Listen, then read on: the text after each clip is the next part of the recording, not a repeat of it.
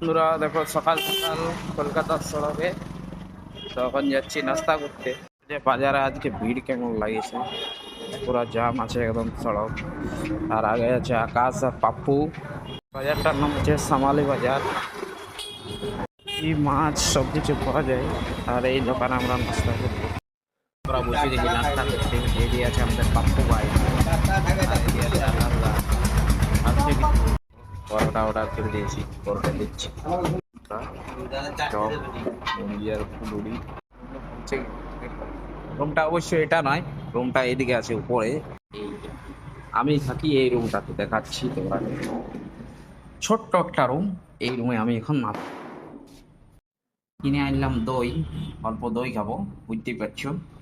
এই যে এই দইটা যে দোকানে কিনলাম আমরা, তাদের নিজের হাতে তৈরি করা, বাজার থেকে কিনা দই না। দেখা যাক খাতে কেমন লাগে দইটা।